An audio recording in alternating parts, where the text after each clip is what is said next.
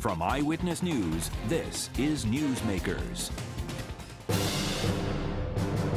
The General Assembly has just wrapped up a quick fall session, and progressive lawmakers scored some big wins, including a bill mandating paid sick days and one requiring domestic abusers to hand over their guns. Will one of the leading progressives try to parlay this success into higher office? Our guest on the first half of Newsmakers, Democratic State Representative Aaron Regunberg. Then, the view from the other side, one Republican lawmaker's take on the latest from Smith Hill. Joining us on the second half, Republican State Representative Blake Filippi. Welcome to Newsmakers. I'm Tim White. Joining me on the program from WPRI.com, reporter Ted Nesi. State Rep Aaron Regunberg, Democratic lawmaker from Providence. Welcome to the show. It's good to have you. Thanks so much for having me. All right, so I said at the top of the program there, your mandatory sick bill was signed into law on Thursday. It requires businesses of 18 or more employees to give their workers paid sick days, and that's going to grow to 5 sick days by 2020. Look, in a vacuum, it's a feel-good bill, right?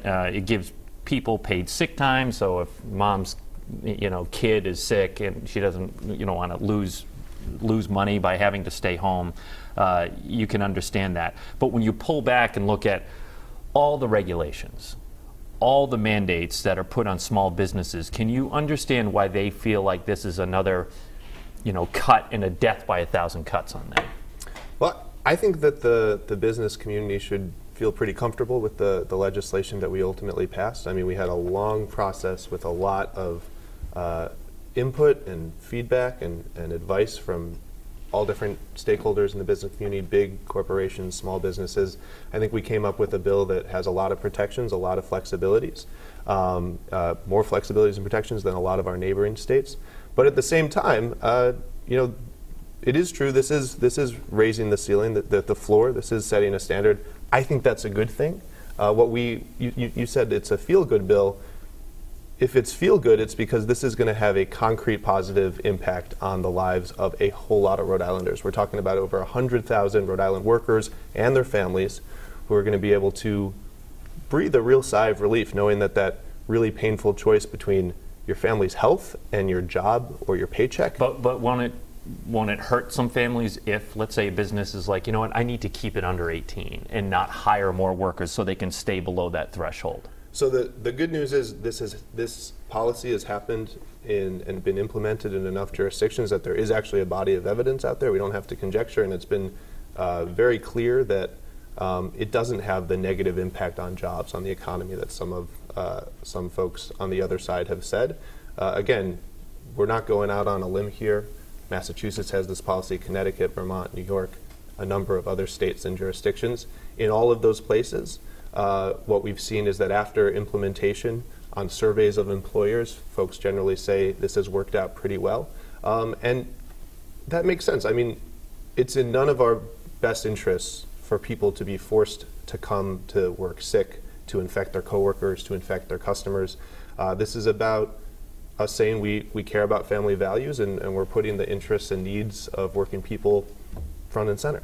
I have first a narrow question. I've heard the statistic a lot, the 100,000 Rhode Islanders will be helped. Is that the number of people, it's estimated, currently do not have any paid sick time who will gain it under this, or don't have the number of days that are in the bill? What is that number actually? Who are those 100,000? Yeah, so breaking down the numbers. So first of all, probably everyone watching right now knows someone who's one of the 40% of private sector workers in our state who up till now have not been able to access any paid sick time. That equals around 170,000 employees. This legislation will cover 100,000 workers who will be able to earn that sick time ultimately up to 5 days. So they have none right now? None right now. And the legislation also makes sure that every working person in the state will have access at least to unpaid sick time, so no one's going to have to choose their job or taking the time to care for their family. People won't be forced to have adverse impacts at work because of the time they need to care for their health. Which industries will be most affected? Do you know where there was a higher percentage? I mean, we all know most white-collar jobs, I think, do already offer paid sick time, so you'd expect maybe more in the service sector. But do you know where those 100,000 people are concentrated? It's absolutely concentrated at the lower income levels. So these are folks who, by and large, are in many cases they're getting by week to week, month to month. For a lot of these folks, missing 1 or 2 days work, for you it might not seem like a huge deal, but for a lot of people that means the difference between paying the bills that week, getting food on the table.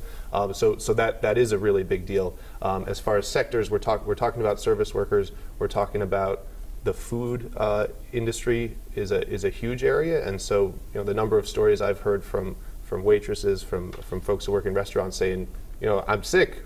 I'm coming in, and I know it's not right. I don't feel good about it. I know that I'm putting people at risk. Handling food. So again, this is a public health issue that impacts all of us. It's hospitality. It's the healthcare industry. You wouldn't think, but I've heard stories from folks who work in the healthcare industry who don't get sick time, and they're feeling really passionate about this because they don't want to be in that position where they're dealing with patients when they might be sick. But if our public policy doesn't create the space, then that's what happens. Tim alluded to the criticisms of the bill that we heard from businesses, from the conservative side of things. There was also some critique from the left of the final bill because the initial bill rolled out in February. I believe it was proposing 7 days a year. I don't know if were there any exemptions in the original legislation? No. No. So the final House version, which we went with, is 5 days, not until 2020. The exemption up to 18 workers. Tim had I heard some grumbling in the Senate about the House is caving. They're watering it down too much. What do you say to those who think you gave too much up in those negotiations? Listen, I think first of all the House is a business-oriented institution right now. It was a huge amount of advocacy and activism and organizing from a huge number of people inside and outside the building that made this possible. It was a 2-year fight. It wasn't easy.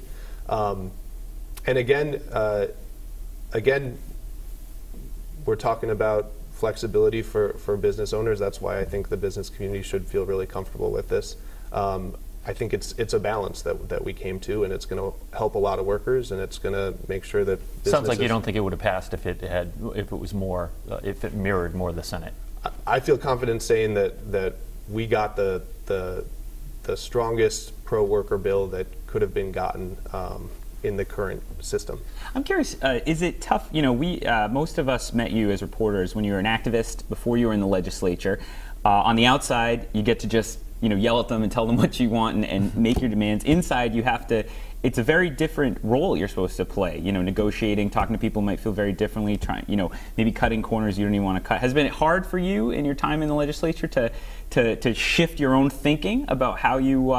Maybe this is a bill that you would have been outside tweeting like they gave up too much to business, and now you're the one telling us no, we have to do that.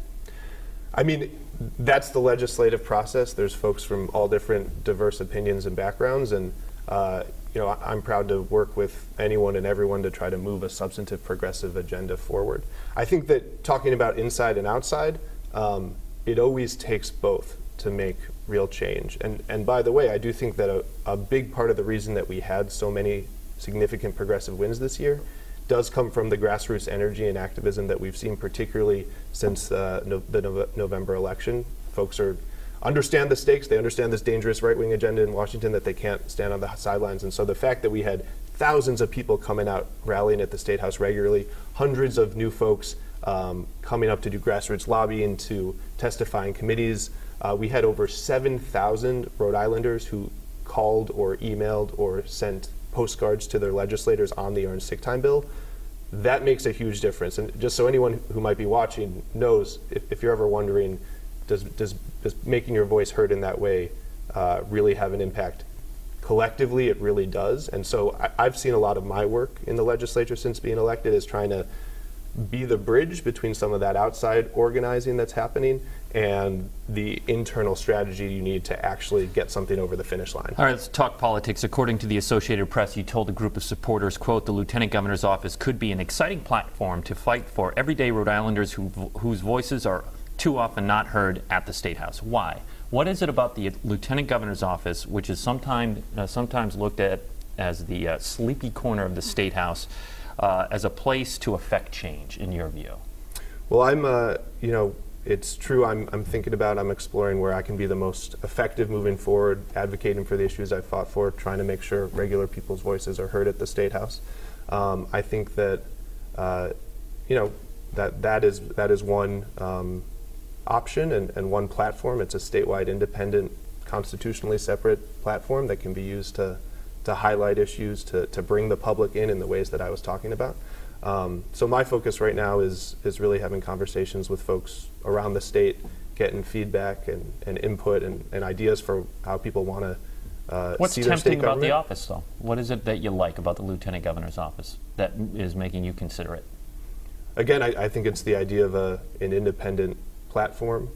It's a bully pulpit and a megaphone to really, I've been pretty consistent before and after I've been elected that I think we need state leaders to be willing to step up, to take bold stances, to push the horizon of what we're talking about is possible when it comes to healthcare access as a right, not a privilege, when it comes to bold climate action that we need for the next generation, when it comes to economic justice for workers' reproductive rights.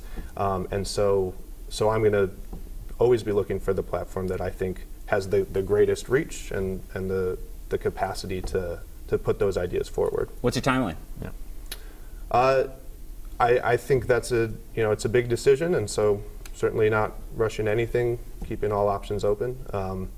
Think by the end of the year you'll have made a decision? I think that the process I've committed to is making sure that I'm hearing from constituencies and communities around the state about how I can be the most effective and the most impactful, and I would think that's a process that should be able to be in a place for a decision before the end of the year. So Tim mentioned in the big topic right now is the POSOX deal, and you have advocacy from the urban core where there are a lot of Democrats from Pawtucket and around there. You also have a lot of activism against this proposal. I'm just curious, where are you on it right now? So the House hasn't yet taken up the legislation. I think the Finance Committee's first hearing is October 10th, I think. So I'm going to be actively following and watching the analysis and discussion. The approach, the questions that I always bring to issues like this when we're talking about using taxpayer dollars to subsidize a private venture, whether it's luring an out-of-state company or something like this, is that the best use of public resources? Does it get the biggest bang for your buck, the biggest public good when compared to the other critical needs we have, investing in our schools, in programs for communities? So that's a lens that I'm taking to this. I also recognize that the POSOX are an incredible institution and gem for our state, for our culture, our economy, means a lot to a whole lot of families around the state. And I do give credit to the governor's team. I think they've negotiated certainly a much better deal than we were talking about 2 years ago when I was out on the streets against it. So my approach is going to be trying to keep an open mind, bringing in those questions and lenses as we start looking into the issue on the House side next month. So open to this one more than you were, because you were vocally against the Providence deal 2 years ago. Yes. The Speaker told WPRO this week that he'd be open to a possible public vote on the stadium, and the governor said she might be open to it as well. What do you think? Referendum? I'm really intrigued by that idea. I mean, I'm a big supporter of little d democracy, making sure people have I think you're a supporter of the big D, too, democratic. All the Ds, all the different democracies. But yeah, I think making sure people have a voice in this kind of collective decision could be a really good idea. So I was encouraged to hear that. I have a brief one for you. Lincoln Chafee is talking about making a comeback in next year's Democratic primary. He recently spoke to the Progressive Democrats of Rhode Island about that. What do you think? You're seen as a leading progressive voice. Would you encourage him to primary Governor Raimondo? What do you think of what he's talking about doing? I haven't talked to Lincoln Chafee. I don't have a good sense of what's on his mind. When it comes to our current governor, I've been excited about a number of the things she's taken on. I was proud to support the College Promise proposal and advocate it for on the House side where it needed some advocacy.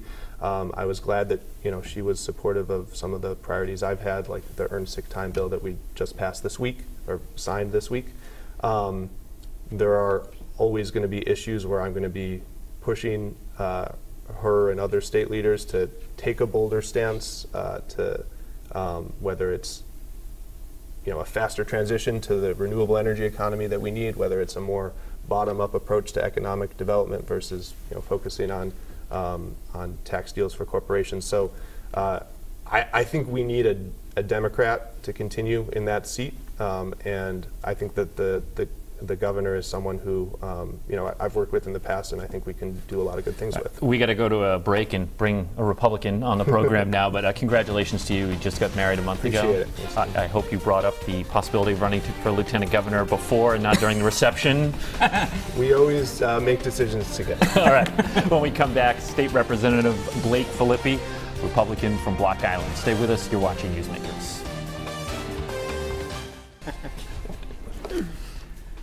Welcome back to Newsmakers. I'm Tim White. To my left, WPRI.com reporter Ted Nesi. Our guest on the second half is Representative Blake Filippi. He's a Republican from Block Island, the minority whip, which is the number 2 House Republican. Rep, welcome to the program. Happy Good to have you. Tim, so you heard Rep. Regunberg on the first half. He made the case for paid sick days, and you hear the stories of, as I said in the first half, a mom has to stay home with their sick child. Now they're not going to lose money when they do that.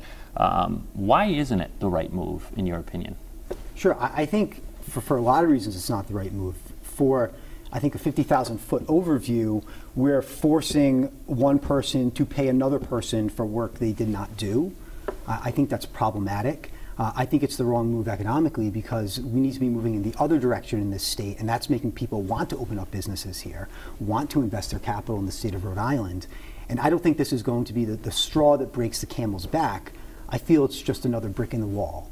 And someone who's thinking about investing in Rhode Island, this is just going to be another negative thing they look at where deciding to invest their capital. And there's plenty of other states that have a better business climate than Rhode Island. We all know where Rhode Island falls in the rankings. Well, including Massachusetts, and Massachusetts is doing pretty well in business. And guess what? They have paid sick days. They do, but they have a much more robust economy where I think businesses want to invest in Massachusetts because they have, I think, a more educated workforce. They have a much more intensive investment of capital. It makes more sense, I think, for someone to be in the Boston metropolitan area because of the contacts and the closeness of other businesses than the state of Rhode Island. So it's better to be poor in Massachusetts than in Rhode Island? I think it's better to invest capital in the state of Massachusetts than Rhode Island right now. And what we need to do in Rhode Island is make Rhode Island a place that people want to invest their money. I don't think this paid sick time does move us in that direction. I'm all for someone having protections to take time off from work for being sick. I'm concerned that businesses are going to respond to this in a negative way. I think they're going to keep under the 18 employee threshold. They may pay people less because of this. They may not hire additional employees, or they may automate. They may start automating where you order your McDonald's burger off a computer screen. And then my friends on the left, their response is going to be, well, we're just going to tax automation. It's an ongoing process, I feel, sometimes to address the symptoms of a lackluster economy and that instead of fixing the disease of a lackluster economy. And by going around and trying to fix all the problems that are inherent in a lackluster economy, I feel that we actually hurt our economic development. If you look at the state of North Dakota, they don't pay anyone minimum wage. They have to offer sick time to everyone because there's such a robust economy that they need to compete for workers. In the state of Rhode Island, we don't have that strong economy like North Dakota, and we have to now try and run around and fix the problems. I want to fix the disease. I want this economy to turn around. I want it to be the most wonderful place for a business person to invest their capital. If we do that, we're not going to have to worry about these laws for paid sick time because businesses will offer it in their competition for employees. Helped North Dakota to strike quite a bit of fossil fuel in the last decade, though, too, that got them going there. It does, and I want to figuratively strike fracked oil here in Rhode Island. Only figuratively, since you represent the coast. Figuratively, I don't think there are any natural resources like that here, but we do have a lot of other beautiful natural resources in this state. It has the highest quality of life. It's absolutely beautiful. We're between New York and Boston. This state should be booming, and if we make a lot of the right decisions in the next couple of decades, i.e. moving towards free market economics where people's capital is treated well, I feel that we will hit our black oil, so to speak, that we will hit the mother lode. Gotcha. So I'm curious, we asked Rep. Regunberg about this. I'm curious for you too. Where are you on the Paw Sox deal right now? Well, I've long been opposed to moral obligations. One of the reasons I felt we should never have paid back 38 studios was because if we didn't do that, then our ability to seek moral obligations on the market would be eliminated, and we wouldn't even be discussing right now these, in my opinion, somewhat anti-constitutional moral obligation bonds. Our state constitution requires a vote of the people to take on debt. And a lawyer named John Mitchell developed moral obligation bonds with Governor Rockefeller in New York. Yeah, I was going to say some New York history that you're bringing in on this. New York history. And when Attorney Mitchell got out of jail from serving in the Watergate scandal, he said that it was absolutely the reason that we invented moral obligation bonds was to get around state constitutional requirements that people approve debt. And so what I think the problem with the Paw Sox deal is that it's more moral obligation bonds. It circumvents our constitutional requirement that the people approve all debt, and I think it's improper. I'm happy that they're talking about going to the voters to have general obligation bonds. That's the way it should always be. So if, let's say there was a general obligation bond for the Paw Sox, would you vote for it? Would I vote for it? I think that at this point, I wouldn't, because I think the way we should be doing these economic development deals are through pure TIFs, tax increment financing. The owners of the Paw Sox have said, the state's going to make $2 million off this deal. You're going to be fine. You're not going to lose any money. If that's the case, if they really stand by those projections, let's have them finance the entire deal themselves and pass a law that says a portion or all of that $2 million that you're telling us we're going to make off this, we'll dedicate to paying down your debt. So if they leave, the Republicans have been pretty strong, I'd say, against the Paw Sox deal as it stands right now, generally in Rhode Island. If the Paw Sox leave, if they took this deal in Worcester they're talking about, would you say good riddance because it avoided a bad deal? I would never say good riddance to that. I would never say I'm happy the Paw Sox are gone. Thank God they're out of here. I think all of us want the Paw Sox to stay. But I don't want to be put over the barrel and do a deal that's not right for the taxpayers of this state. I really don't. And I don't want to put our credit at risk. Suppose we do a deal where we put our credit at risk. I think our credit is better spent doing other things, like maybe fixing our schools in this state. I don't want to use our credit on a nice to have. I think we need to focus on the have-to-haves in this state, and I believe the Paw Sox is a nice to have. I don't think it's real economic development to laterally move 130 jobs from one part of Pawtucket to another. I don't think it is. I want to use our credit for fixing schools, for real infrastructure repairs, and maybe bringing big businesses from out of state to here. This is just a topic that interests me. You want to see Rhode Island change time zones, or at least explore it. And the Legislative Commission in Massachusetts is looking at that, going to the Atlantic time zone. How serious are you about this?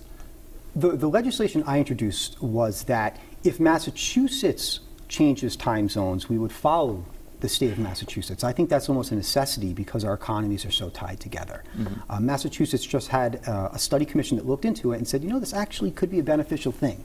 I think ultimately we won't change time zones unless New York does. And the Atlantic time is essentially you don't fall back for the 4 or 5 months of winter. You stay sprung forward. Right. I think it makes sense for a lot of reasons. I think even environmentally it makes sense. For energy usage, it makes sense. If you remember, during the Bush years, we shortened daylight savings time to save energy. I prefer to get out of work and have the sun still be up than it's setting at 4:30.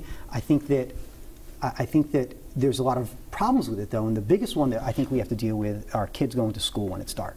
I think that's the biggest thing. You could change the school start time exactly. if you wanted to do that. We have just a couple of minutes left. So. Yeah, I have you mentioned energy, actually, and you represent Block Island, as we mentioned. I know there was a bill that's been put in, or I think it passed, to switch around how they do their utility district there. Without getting into that, the Deepwater wind turbines are on. Block Island's power rates was a big argument in favor of that first project. What's been the effects? Are they seeing benefits from now that those wind turbines are spinning on Block Island? Well, we're not seeing as many benefits as was thought in the beginning, and here's why, is because we had diesel generators, and the price of diesel has gone down a lot since the project was first proposed. We're hooked into the grid now, which is based on natural gas. The natural gas supply to the Northeast is constricted, and so the electric rates that we're tapping into aren't much lower than what it was before. We are insulated now from spikes in diesel from world affairs, which is a positive thing, and we're tapped into the grid, which I think is good. We turned off the diesel generators, but we're not seeing, I think, the dramatic change in the price of electricity. Because it was something like 65 cents at the worst for the diesel rate, it was horrible. Right, kilowatts for Rock Island. In like 2008, 2009, I think it was some of the highest diesel prices around, and we were the second highest electric rates in the country. But our biggest problem, I think, is the distribution cost, not the generation cost, and that's what we're still grappling with. Unfortunately, we're out of time. Rep Blake Filippi, thank you very much for joining us. Our thanks to our first half guests, Rep Aaron Regunberg. If you missed any of it, it's online, WPRI.com. For Ted Nesi, I'm Tim White. We'll see you next week on Newsmakers.